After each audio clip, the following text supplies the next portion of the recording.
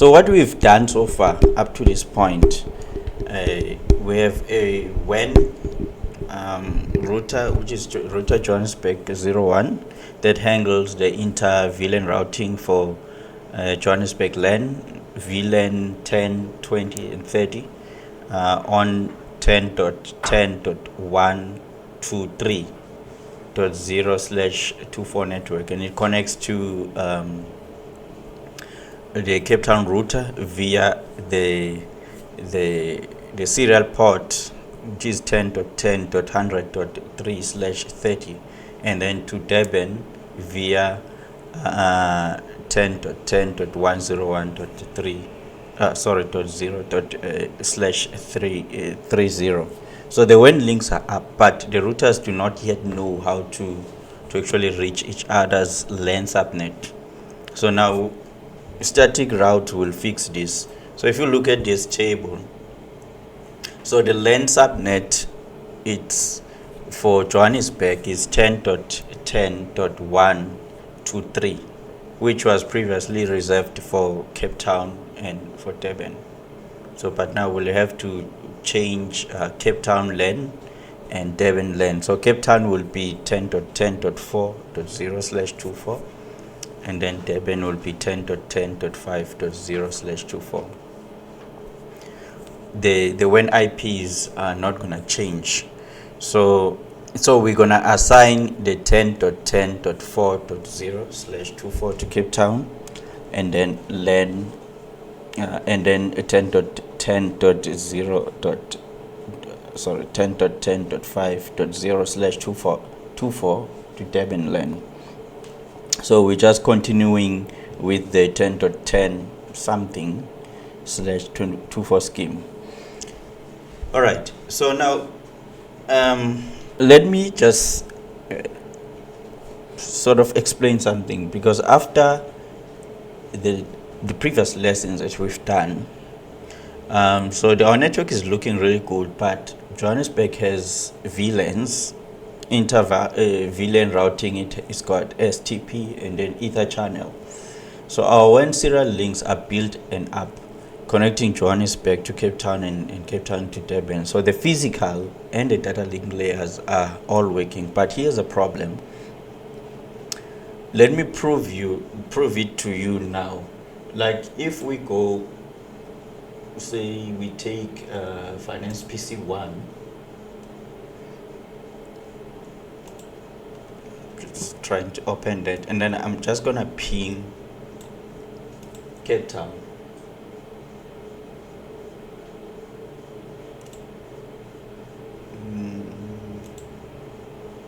Let's ping 10.10.4 and then .10. It's gonna be Cape Town. So we're gonna get the request timeout. So it's just the request timeout, or rather the destination is unreachable, or something like that. All right. So Johannesburg cannot reach Cape Town. Why? Because the WAN link is up. So we verified that. We've verified that previously. So the serial interfaces are green. So the question is, what is missing? Let's just close this. So what is missing? So a router only knows about the networks that are directly connected to its own interfaces. All right. So the Johannesburg router knows about the 10.10.1.0/24, which is VLAN finance, and then 10.10.2.0/24, which is VLAN 20 HR, and then 10.10.3.0/24, which is VLAN 30 IT. And then 10.10.100.0/30, which is WAN to Cape Town, and then 10.10.101.0/30, which is WAN to Durban. But the Johannesburg router has no idea that 10.10.4.0/24 exists in Cape Town, or or maybe the fact that 10.10.5.0/24 exists in Durban. So when the finance PC sends a ping to 10.10.4.0.10, the packet reaches the router Johannesburg. The Johannesburg router via the default gateway, and then the Johannesburg router looks in the routing table, and then there is no match for 10.4.0, and then it drops the packet, so it doesn't even try to forward it. So we need to teach the router where 10.10.4/024 is. So we need to say, to reach Cape Town, send the packets to 10.10.100.2, and then the other end of our WAN link. So that is a static route. So let me give you maybe an analogy. So think of a static route as like typing a manual entry into Google Maps and then saving it. So you are telling a GPS to get to Cape Town, take the N1 south via the R61 exit, and then the GPS does not figure this out by itself. So you're doing what you actually programmed it. And if maybe the N1 is closed, then the GPS does not automatically reroute. So you have to manually update it. So that is a static routing. So it's reliable, predictable, but it's manual. So I think after that we'll just add OSPF, which is like a GPS that reroutes automatically when the route closes. Now, how does it work? Let me give you an explanation. So before we type in a single command, I want to make sure that you understand routing deeply, because if you understand the concept, then you'll never have to memorize the commands, right? So they will just make sense. So every router has a routing table, right? So think of a router's internal map, right? So the routing table lists every network the router knows about, and then crucially how to get there. So there's three ways a router lands. There's directly connected. So that means the router lands automatically when an interface is configured with an IP and is brought up. All right, so there's no configuration there, and it only knows its own interfaces as well. So that's what we've done so far. And then there's static route. So the network engineer manually tells the router where a network is and how to reach it. So it's simple, it's predictable, and there's no overhead. So it does not adapt to failures, because manual updates are needed as well. So this is what we're gonna do today. And then there's dynamic routing, OSPF, and EIGRP. So the routers automatically share routing information with each other. So it just adapts to link failures automatically. So it's more complex to configure, uses CPU bandwidth. So maybe we do that on the next lesson.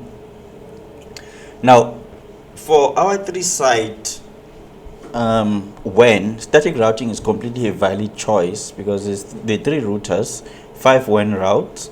That is small, stable network, and the static routing gives us a full control, zero config protocol overhead, and this is exactly what you will see in a small, maybe law firm or something, or an NGO office, or maybe a rural clinic with a satellite connectivity. Now, the static route has 3 parts. I just wanna quickly show you the 3 parts. All right. So the static route command has 3 parts that you need to understand, all of the 3 before you type it. Now, part 1 is the destination network. So this is the network that you want to reach. So in our example, 10.10.4.0 is the Cape Town LAN, and then you're telling the router where the packet is headed for any address in 10.10.4.0/24. And then part 2 is a subnet mask. So this tells the router the size of the destination network. So that's the 255.255.2 255.0 means it's a /24 network. So all addresses from 10.10.4.0 to 10.10.4.255 are covered by this route. And then part 3 is the next hop. So this is IP address of the next router on the path. So in our example, 10.10.100.2 is the Cape Town side of the Johannesburg to Cape Town WAN link. So it is the router to Cape Town 01 serial interface. So the router is saying send packets to router CTT01 and let it handle the rest. So for example, now next hop, there is next hop versus exit interface.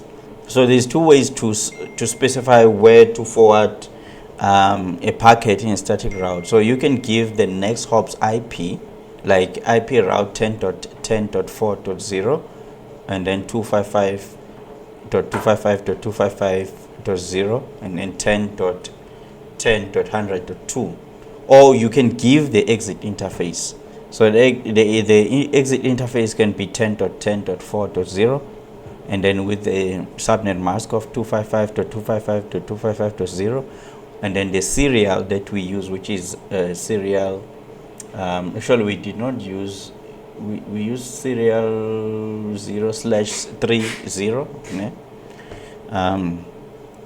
So I mean, for serial point-to-point WAN links, either one works. So for Ethernet links, always use the next hop, because Ethernet interfaces connect to multiple devices and the router needs to know which device to send to. On a serial link with only 2 endpoints, the exit interface alone is sufficient, because there is only one possible destination. So but the best practice is just you need to always use the next hop IP for clarity and consistency as well. So it works on all interface types. All right, now let us go and configure static routes on 3 routers. I'm going to think through the logic out loud for each route, because understanding why you are adding each route is more important than memorizing the commands. Now first, let's go to set up Cape Town and Durban LAN interfaces. So let me just minimize. So so we're gonna go to Cape Town router. Now before adding static route, we need to make sure that the gateway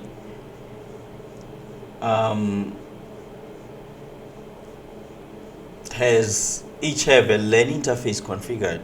So this gives their local IP PCs a gateway and gives us something to route to.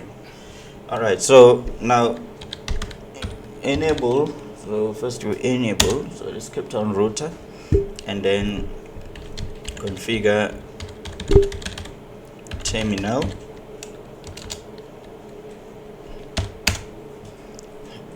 and then host name,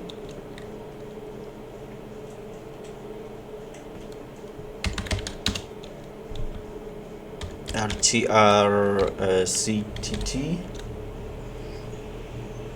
01.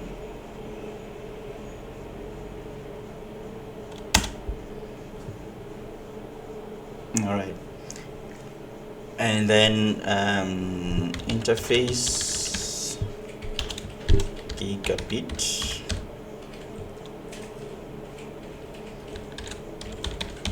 Ethernet 0/0,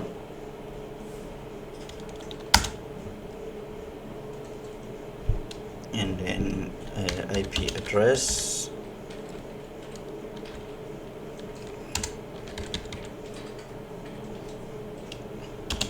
10.10.4.1 and then 255.255.255.0.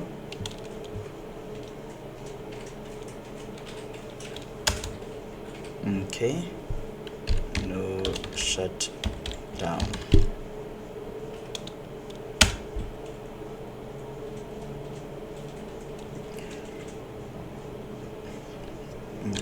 exit.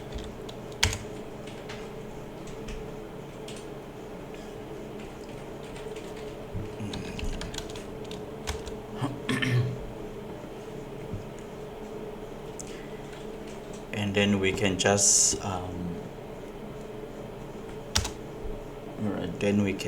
show IP interface brief just to confirm.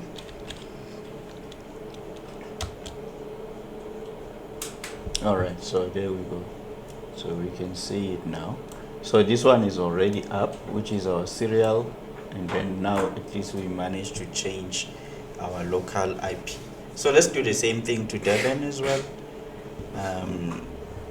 So let's just do the same thing to Durban. So we're gonna go Durban.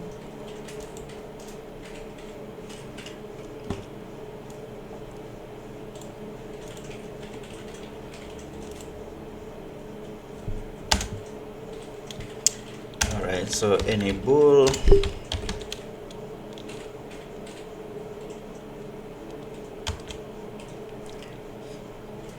and then configure terminal,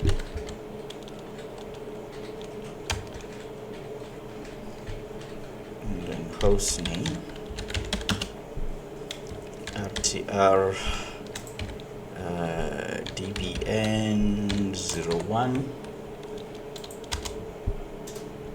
and interface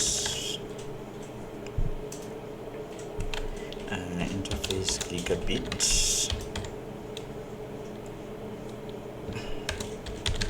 Ethernet 0/0,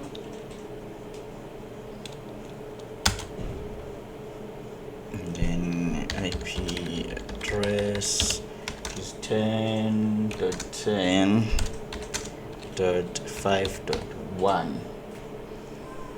Yes, 255.255.255.0. And then now shut down. Okay, I made a mistake there. I've got so many. Just remove one of these. Okay, and then shut down.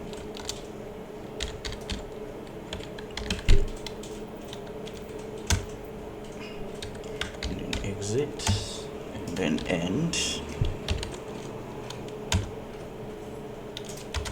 And then we can show IP interface brief just to confirm, and then yes, we can actually see the gateway.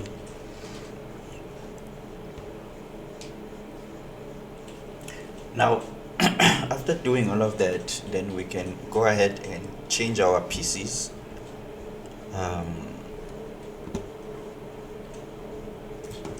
Let's minimize, and then the Cape Town PC 01. So let's go ahead and change the IP.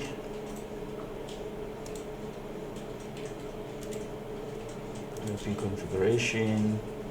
So this one will be 10.10.4.10,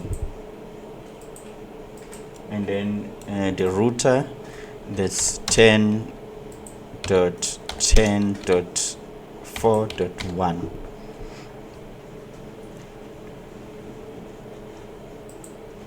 Okay, so we're good with that PC. And then let's do Durban PC. Didn't even rename it, but we can. I think we can rename it. So we're just gonna. So this is DBN PC1.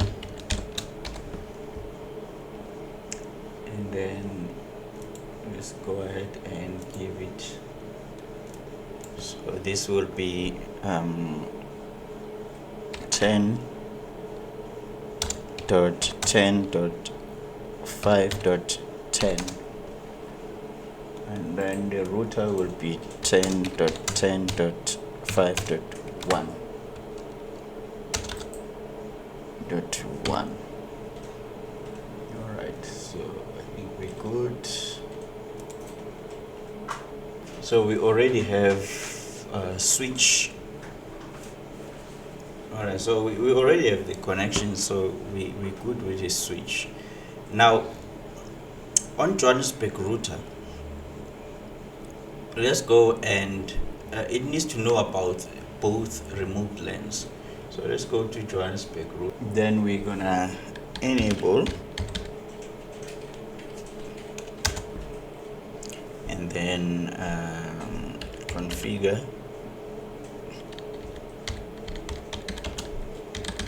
terminal.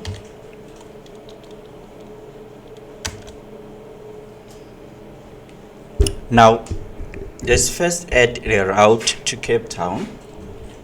So we need to tell Johannesburg to reach Cape Town LAN, which is 10.10.4.0/24. Now we're gonna do IP routes 10.10.4.0 and then 255.255.255.0 and then 10.10. And then 100 is it 100.2, ne? 100.10, 100.2.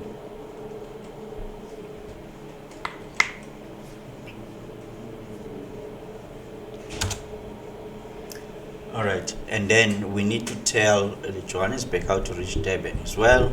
So we're going to do IP route 10.10.5.0 and then 255.255.255.0 and then 10.10.101.2.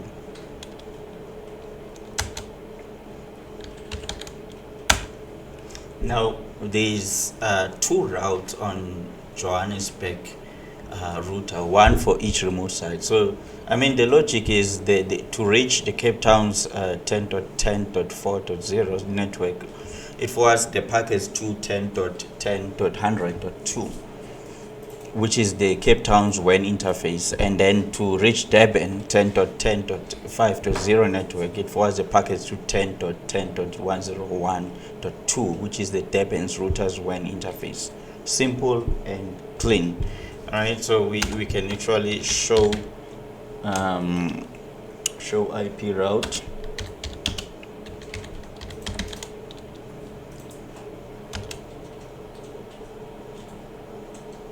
And then we can actually see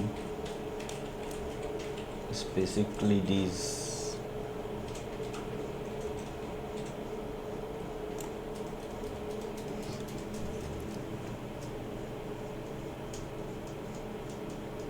So you look at the routing table,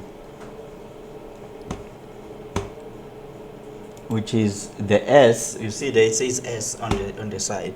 So the S entries are our static routes. So that S stands for static routes, S for static, and then you can see the 10.10.4.0/24 via 10.10.100.2 and 10.10.5.0/24 via 10.10.101.2. So the slash 01, the 1/0 means administrative distance 1. So static routes have admin distance of 1, which makes them highly trusted. Secondly, only for direct connected routes at admin distance. All right, now let's go to Cape Town. So configure terminal.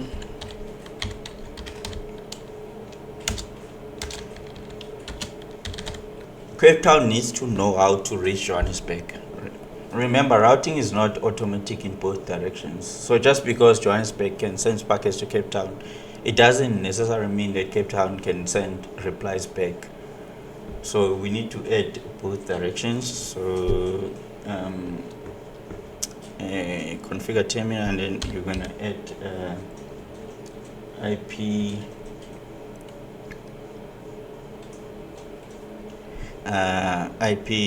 route 10.10.1.0 and then 255.255.255.0 and then via 10.10.100.1.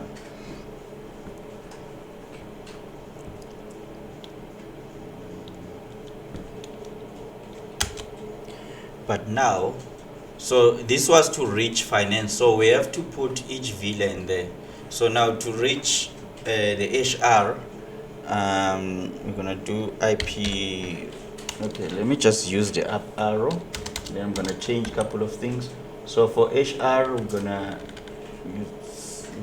do .2.0. So that's the only thing that we change. And then for IT, there's .10.3.0.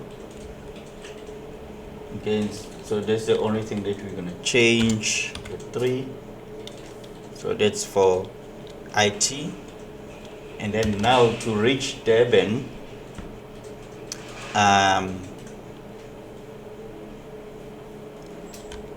so Durban will be .5.0.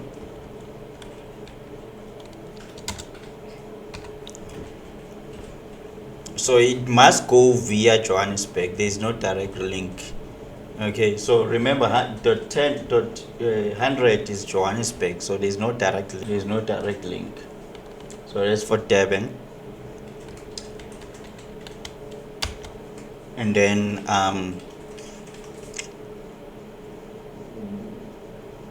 what else? And then we need to reach Durban WAN subnet as well.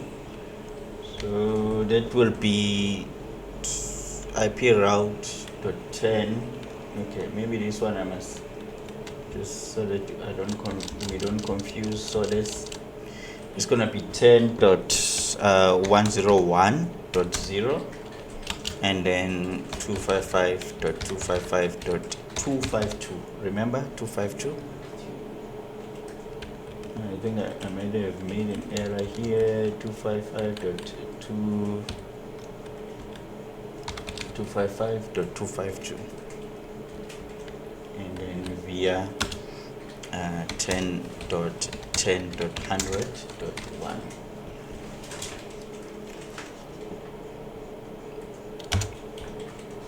and then end.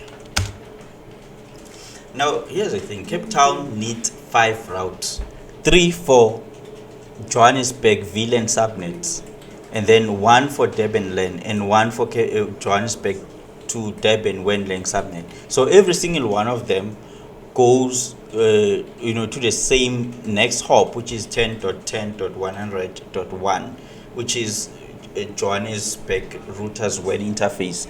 Cape Town now has only one WAN connection. Everything goes through Johannesburg. So one thing that you must notice is that the Durban route from Cape Town, which is 10.10.5.0 via 10.10.100.1, Cape Town has no direct WAN link to Durban. So to reach Durban, Cape Town must first go to Johannesburg. So the Johannesburg then forwards to Durban. So this is called transit routing. Right? Johannesburg is a transit router between Cape Town and Durban. So this is very common, hub and spoke WAN design network. So I mean, the hub and spoke WAN, this topology is extremely common, where let's say companies in Johannesburg head office acts as a hub, all branch offices in Cape Town, Durban, Port Elizabeth, Bloemfontein, etc. connects via a point-to-point WAN links to Johannesburg. So the inter-branch routing flows through Johannesburg. So this is how most companies actually will do it. That's how they will chain their designs to store WAN connectivity. So which is, maybe we can say, it's a central Johannesburg data center, and then the branches are actually a spoke. All right, so let's do the same thing to Durban router.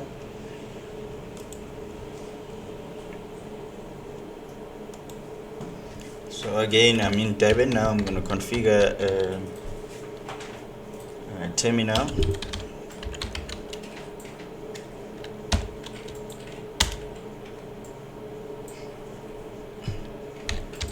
So first is to reach the VLAN,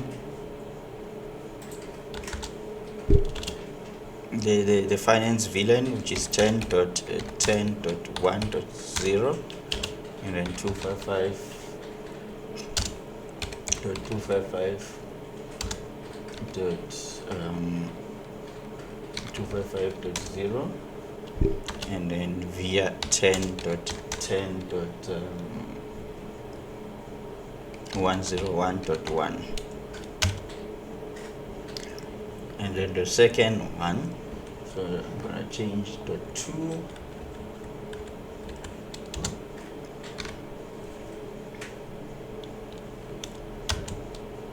and then the third one is the IT.3,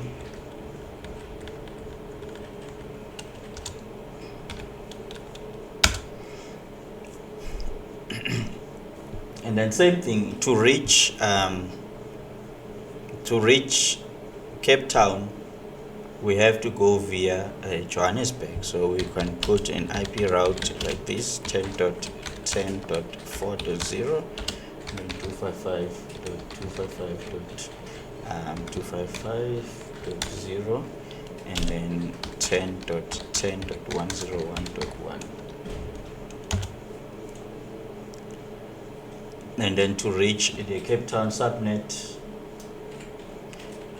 so it's IP route 10.10.100.0, and then 255.255.255.252 via 10.10.101.1. So it's same pattern.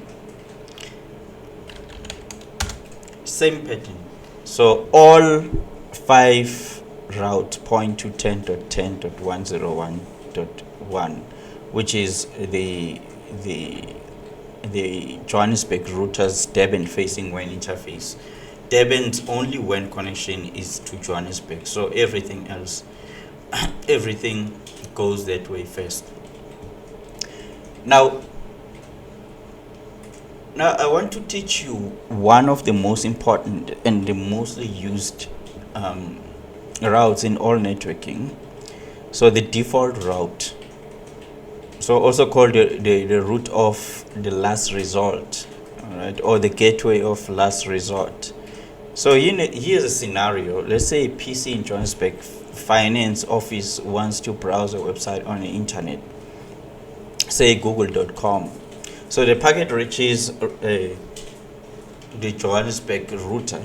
The router looks in its routing tables. Is there an entry for Google's IP address, which is 142.250.80.46? No. Is there an entry for any address on the internet? No. The router just drops the packet. So a default route says, if you have no specific route for a destination, send it here. So it is the catch-all, so the fallback. So it handles everything the router does not have a specific route for, which is in most cases means the internet traffic. Now a default route is written as IP route and then 0.0.0.0 0.0.0 next hop. So the destination is 0.0.0.0 and the mask is 0.0.0.0. So it means match any destination. It has the lowest priority of all routes, right? Specifically routes that always win. So only if no other route matches does the router use the default. So in a enterprise, the default route of Johannesburg router will point to the ISP router. All right, so maybe it's Vox or AfroHost or Liquid Intelligence, or whatever service provider, or whoever is providing their internet connectivity. So but in our packet tracer lab, we point it to a simulated ISP cloud provider. Now for our lab, let us add a simulated ISP router. So I'm gonna add the generic router, and then I'm just gonna name it ISP router. Yeah, let's just put it somewhere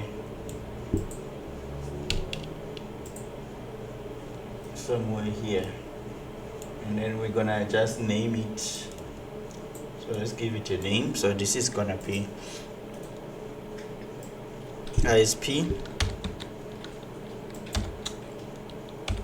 RTR. And then let's connect the cable.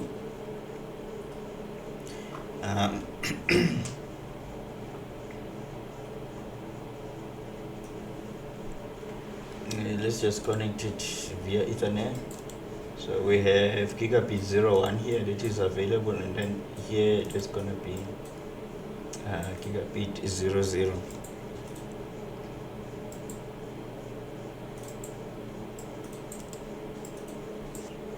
Let's go ahead and configure the ISP router.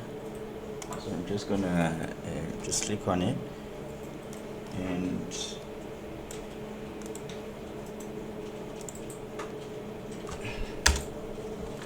then enable,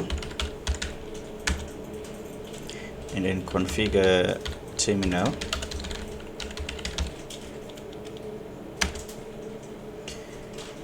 And the host name is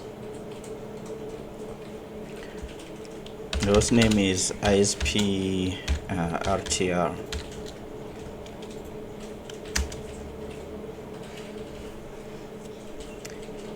And interface gigabit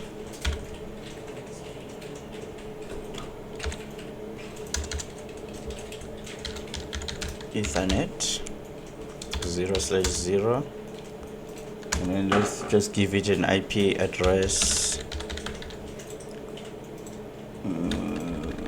Let's give it 10.10.200.1, and then 255.255.252, and then no shutdown.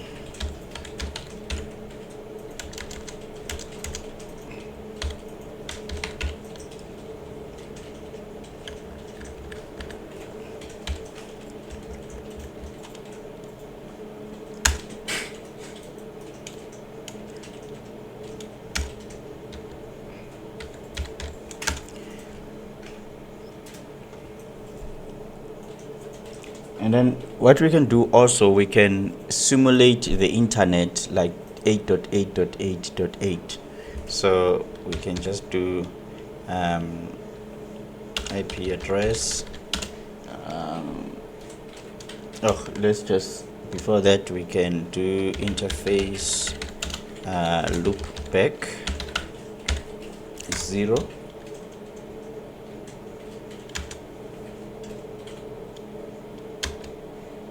And then we can just give it a IP address 8.8.8.8, and then 255.255.255.255.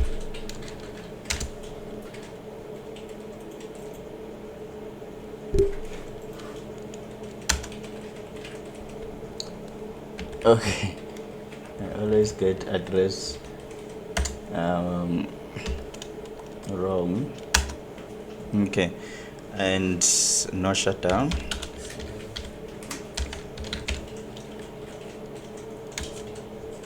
And then exit. And then, yeah, that's it. So the loopback 0, basically, its interface is a virtual interface, so it never goes down and never needs a cable. So using the 8.8.8.8/32 just makes it easy to recognize it as the simulated internet on the screen. Now, we need a. Now let's go to the Johannesburg router. So we've added this simulated ISP router. It's just a generic router that we added, and then we connected it with via a straight through to Johannesburg via Ethernet cable, and then we gave it an interface of 10.10.200.1/30, and then now we need to go and add a default route to Johannesburg. So I'm just gonna minimize this and let's go to Johannesburg.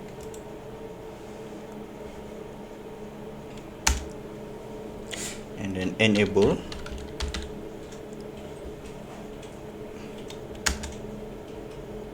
And then configure terminal.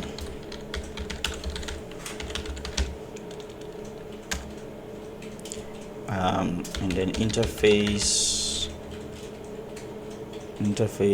I think it was G1, G01 that we connected via, so just gigabit Ethernet 0/1, and then IP address, so it's just gonna be 10.200.2, and then 255.255.255. It was a /30 network, so that means it's gonna be 2.252. And then no shutdown.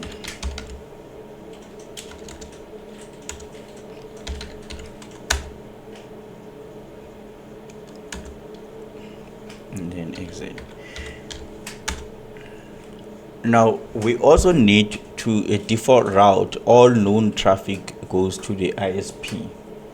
All unknown traffic will go to the ISP. How do we do that? So we say IP route 0.0.0.0, and then the subnets is gonna be 0.0.0.0, and then the all known traffic will go to our ISP, which is 10.10.200.1. So now let's show IP route. So you can actually see now. So you see the S, which is this one. Okay, that. So the S is actually static, right? And then it's so next to that, which is that gateway of a 10.10.200.1, and then there is also that is 0.0.0.0/0. So the asterisk means that this is the active default route. So if you also notice at the bottom of the output, like we have this gateway of last resort, you see that one. So that gateway of last resort is 10.10.200.1 to the network of 0.0.0. So the router is now telling you I have a fallback. If I do not know where to send the packet, it goes to 10.10.200.1. Now, what we need to do, we need to go back or give our ISP router a return route, or a default back to our office. Okay, so let's just go back to our ISP router and then configure terminal. So if you've closed it, and then you must enable it again. Okay, so I didn't close mine, so I can just configure terminal, and then we can just say IP route, which is 10.10.0.0, and then 255.255.0.0, and then 10.10.200.2.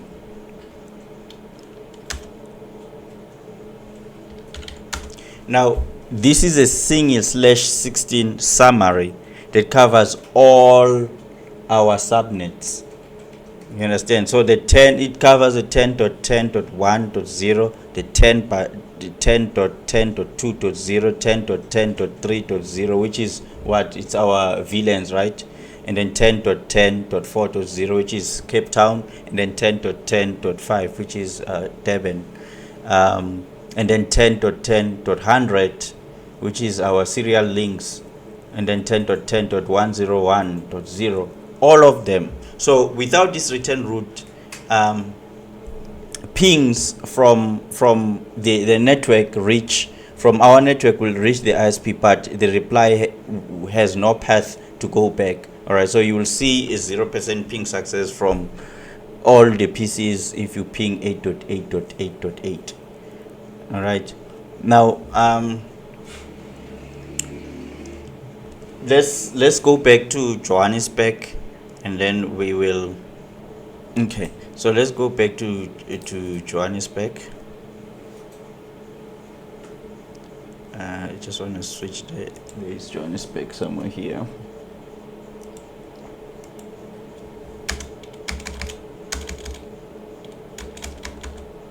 Okay.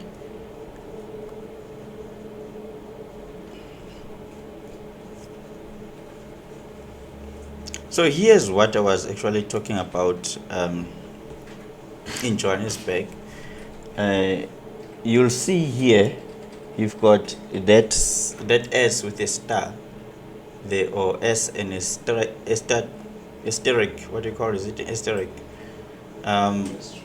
So the asterisk means that this is the active default route. Okay. And then we also noticed the last result, the gateway of last result, which is 10.10.200.1 to the network 0.0.0.0. So basically the router is just telling you that, listen, I've got a fallback. I do not know if I do not know where to send the packets. It goes to the 10.10.200.1.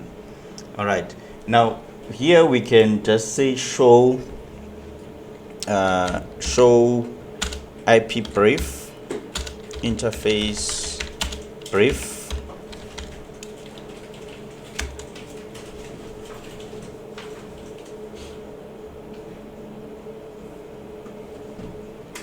and then we can also show IP route.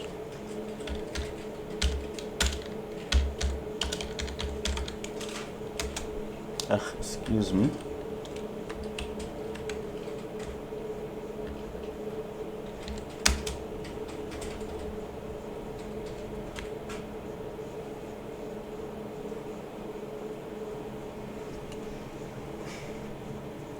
So we can see that the default active route, and then the gateway of the last result of is 10.10.200.1. all right, Now let's go to a PC that is connected to Johannesburg. So I'm somehow gonna go to finance, and then we're gonna ping the ISP router, and then see if that's gonna, actually we're gonna ping 8.8.8. So let's ping 8.8.8.8.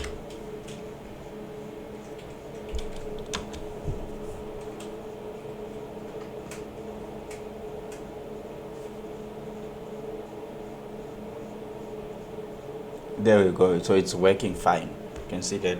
Remember, the first one is always lost for some strange reason, but I mean, you can repeat. So we can see that the ping is actually a success. So what does this prove? It proves that our computers now, they can reach the internet. So it proves that our network can reach the internet.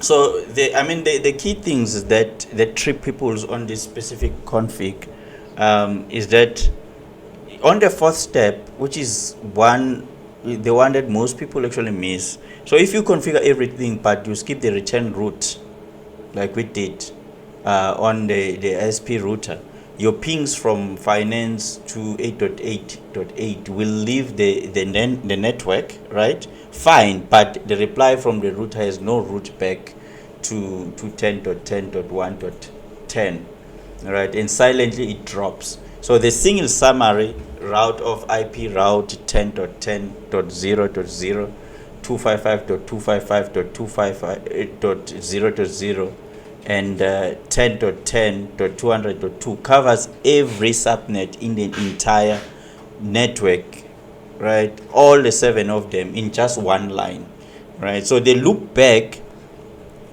at 8.8.8.8/32 is actually the cleanest way to simulate the internet in the packet tracer, because loopback interfaces never goes down, never need a cable, and the address is instantly recognizable on the screen when you can see it ping the output.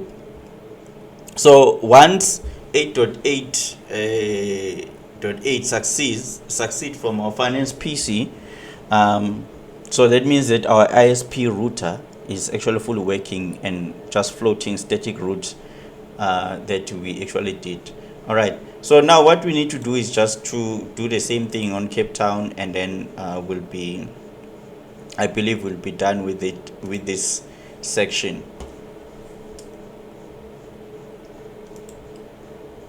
All right. So let's go to Cape Town, enable, and then configure terminal.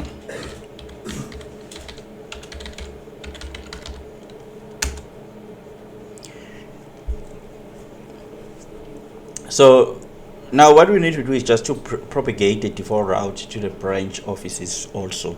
Cape Town and Durban also, they need to reach the internet. So, and they do it via Johannesburg. They do it through Johannesburg. And so we need to add a default route on each. So configure terminal and IP route 0.0.0.0 0.0.0.0, and then 10.10.100.1, which is Johannesburg,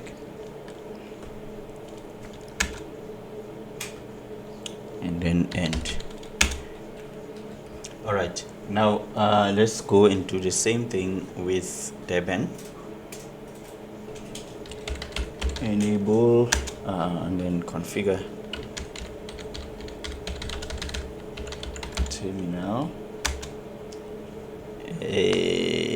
IP route 0.0.0.0, 0.0.0.0, and then 10.10.101.1.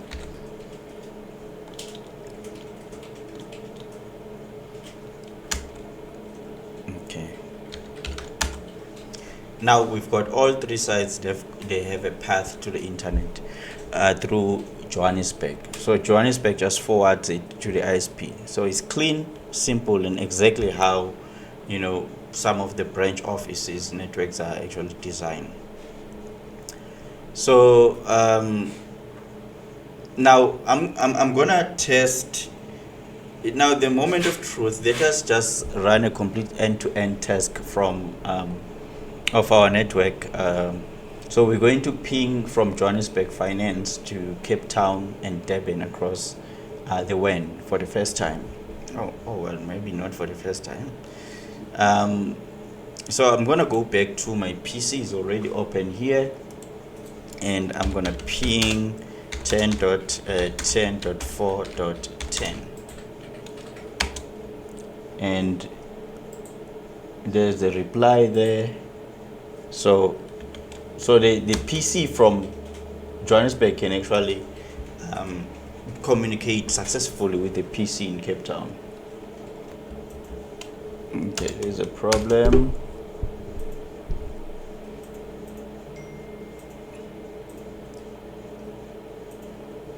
Okay, the first one is lost as always, but then the last three, let's run it again, and we're getting a reply. So we can successfully communicate with Durban. So let's ping, sorry, with Cape Town, let's ping Johannesburg, or Durban rather, the Durban LAN, which is 10.10.5.10.